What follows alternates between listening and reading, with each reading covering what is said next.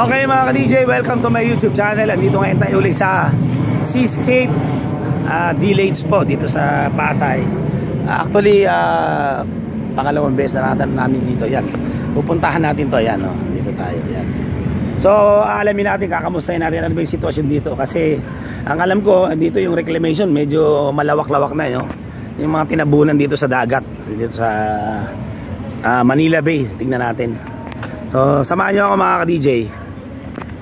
O nga pala, bago ako magpatuloy, baka pwede mag-request naman sa inyo dyan. Pwede makahingi ng pabor. Yan, baka pwede kayo mag-subscribe sa akin channel na Azucena TV.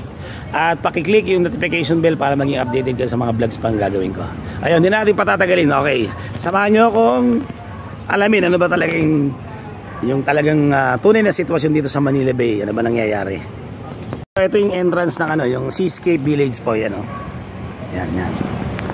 Dito kayo papasok. Ganyan.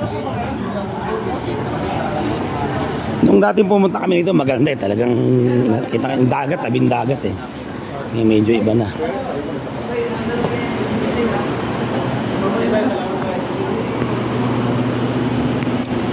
So ayan, dito may mga yung mga seafoods dito, mga fresh, ayun, ang dami.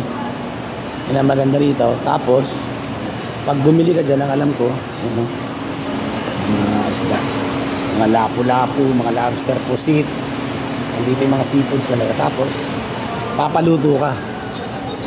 Ngayon na kailangan ng medyo budget, medyo mabigat sa bulsa. Okay, tignan natin kung matatanaw dito. Actually pwedeng umakyat dito akyat tayo rito.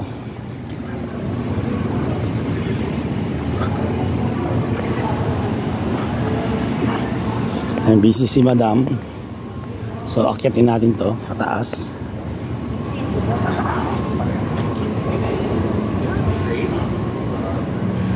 Para makatanaw natin yung dagat, kung gaano nakalawak yung natambakan dito Akyat tayo mga DJ.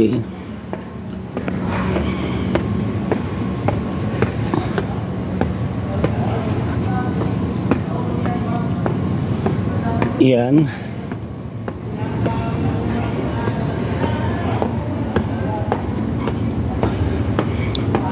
Ayan, dito na tayo sa taas.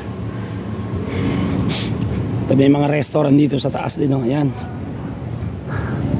Paggabi marami rito. Yun. Kitang-kita na nga dito. Grabe na. Matindi na yung natambakan. Grabe. Ayan, no? Dati mga ka-DJ, wala yan. Nung unang punta namin dito, wala pa yung mga yan, no?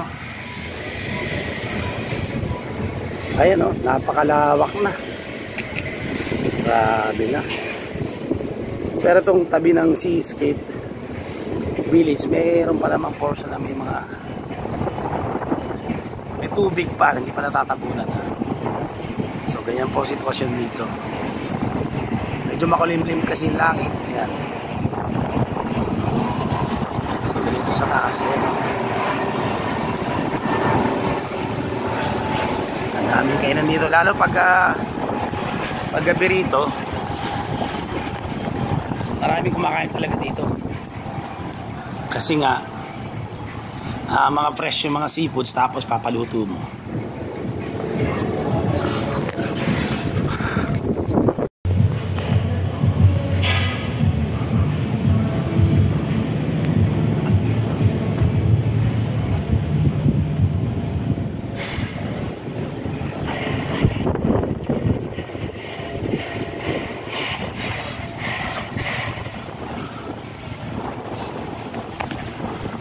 Ganyan na.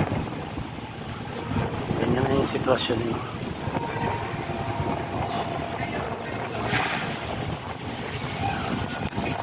Ganyan yung sitwasyon dito, no? Sa tabi ng Seascape Village dito sa Pasay. Ganyan na po. Ganyan na kalawak yung tinatabunan. Grabe. Halos sa COVID part ng Manila Bay. Grabe. Ayun, siguro 24 hours tong tatambak. So, ang tanong paano nila nagagawa yun, no? Hindi lumulubog yung buhangin. Siyempre, yan, may technology yung ginagamit, din natin alam. Sikreto dyan. Itong nakikita nyo, Sofitel yan eh. Alam ko nagsara na yan eh. Pero siguro may mga condominium, may mga nakatira pa rin dyan. Ayan.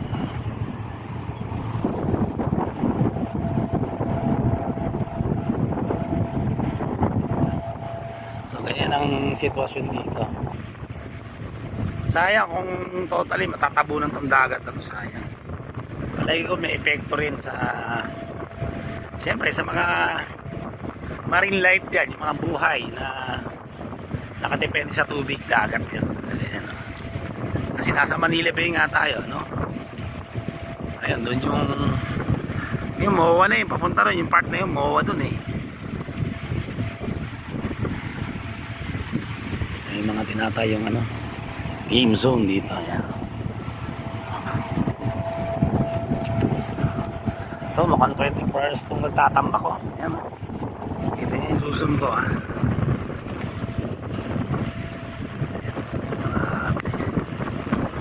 24 hours.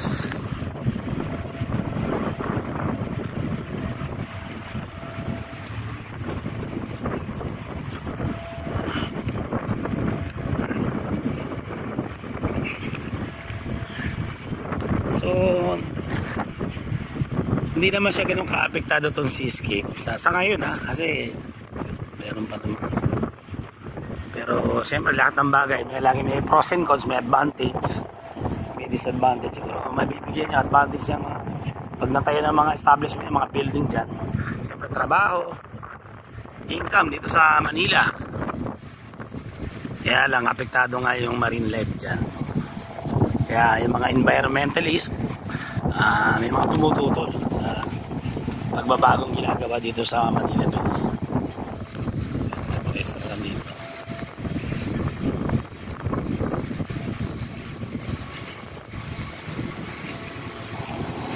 Pwede ka magpa-picture dito. Dito medyo mahal dito mga ka-DJ. Pwede ka magpa-picture. Picture tayo. Asian taste.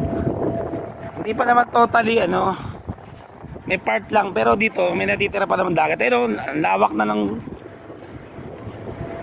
tinabunan ng buhangin. Ayun, nakita mo. Grabe. Yung unang punta namin wala pa yung tambak na yan. Ay, matindi na yan. So ganito dito. Pag gabi rito, buhay. Kasi maaga pa, kaya ganyan pa, mga sarado pa.